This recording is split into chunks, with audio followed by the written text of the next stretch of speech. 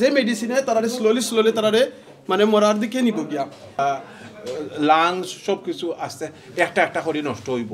যুক্তরাজ্যে স্বেচ্ছায় মৃত্যুবরণের বৈধতা দিতে পার্লামেন্ট বিল বাতিলের দাবি ব্রিটিশ বাংলাদেশিদের। যুক্তরাজ্যে দীর্ঘমেয়াদী অসুস্থতায় ভুগছেন এমন কোনো মানুষ যদি ইচ্ছা করেন তাহলে ডাক্তারের পরামর্শে ওষুধ সেবনের মাধ্যমে নিজের মৃত্যু নিশ্চিত করতে পারবেন। স্বেচ্ছায় মৃত্যু নিশ্চিত করাকে আইনগত বৈধতা দিতে অ্যাসিস্টেড ডাইং নামক একটি বিল ব্রিটিশ পার্লামেন্টে উত্থাপন করা হয়েছে।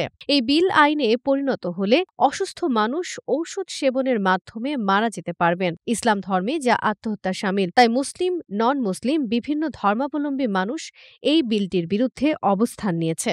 আগামী ২৯ নভেম্বর বিলটি পার্লামেন্টে সেকেন্ড রিডিং এর জন্য উত্থাপন করা হবে। এই বিলের বিপক্ষে অবস্থান নিতে এমপিদের প্রতি আহ্বান জানানো হয়েছে। পাশাপাশি যুক্তরাজ্যের সর্বস্তরের ব্রিটিশ বাংলাদেশিদেরকে নিজ নিজ এলাকার এমপির কাছে চিঠি লিখে বিলের বিপক্ষে ভোট দিতে আহ্বান জানাতে অনুরোধ জানানো হয়েছে। লন্ডন বাংলা প্রেস ক্লাব কার্যালয়ে 13 রিভার ট্রাস্ট ও মুসলিম বুরিয়াল ফান্ডের উদ্যোগে আয়োজিত এক সংবাদ সম্মেলনে এই আহ্বান জানানো হয়। প্রস্তাবিত বিলে বলা হয়েছে, যাদের ৬ মাস বা তার কম সময়ে বেঁচে থাকার সম্ভাবনা সহ দীর্ঘমেয়াদী অসুস্থতা নির্ণয় করা হয়েছে, বিলটি আইনে পরিণত হলে তারা ডাক্তারের পরামর্শ নিয়ে মারা যেতে পারবেন। এই আইন যুক্তরাজ্যে সংখ্যালঘু, নিম্ন আয়ের মানুষ, প্রতিবন্ধী এবং মানসিক স্বাস্থ্য সমস্যায় ভুগছেন এমন ব্যক্তিদের উপর বেশ প্রভাব বিস্তার করবে। একজন প্রতিবন্ধী কিংবা মানসিক সমস্যাগ্রস্ত ব্যক্তিকে তার পরিবার বোঝা মনে করতে পারে, সুতরাং পরিবারই হয়তো তাকে মৃত্যুর পথে ঠেলে দেবে।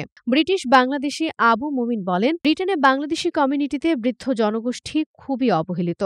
অনেক ক্ষেত্রেই সন্তানরা বাবা মাকে দেখাশোনা করতে চায় না। তাই একজন মা কিংবা বাবা যখন দীর্ঘমেয়াদী অসুস্থতায় ভুগবেন এবং পরিবারের সদস্যরা তার পাশে থাকবে না, তখন তিনি ওষুধ সেবনের মাধ্যমে মৃত্যুবরণ করতে রাজি হতে পারেন। তিনি বলেন, এই আইন বর্তমানে কানাডা এবং নেদারল্যান্ড সহ বিভিন্ন দেশে চালু আছে। কানাডায় অভিবাসী, মুসলিম, সংখ্যালঘু কমিউনিটির মানুষই অধিকাংশ ক্ষেত্রে এই আইনের সুবিধা নিচ্ছে, কারণ এই শ্রেণীর মানুষ বিভিন্ন কারণে স্বাস্থ্য বৈষম্যের শিকার। নেদারল্যান্ডসের আইনটি এখন আরও সম্প্রসারণ হচ্ছে।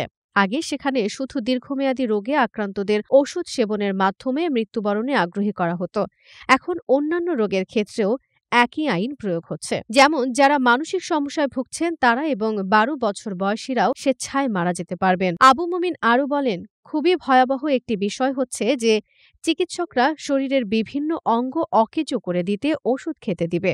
তাই ওষুধ সেবনের পর মারা যেতে অনেক সময় লাগবে। তাছাড়া ওষুধ সেবনের পর অনেকে মারা নাও যেতে পারে। সুতরাং তাদেরকে জীবন মৃত্যুর মাঝামাঝি তীব্র যন্ত্রণার মধ্য দিয়ে দিন কাটাতে হবে। তাই আমরা ইসলাম বিরোধী, মানবতা বিরোধী এই বিল সংসদে পাশ না করতে এমপিদের প্রতি আহ্বান জানাই। আমরা যুক্তরাজ্যে বসবাসরত সর্বস্তরের ব্রিটিশ বাংলাদেশিদেরকে তাদের স্থানীয় এমপির বরাবরে চিঠি লিখতে আহ্বান জানাচ্ছি, যাতে এমপি বিলের পক্ষে ভোট প্রয়োগ থেকে বিরত থাকেন।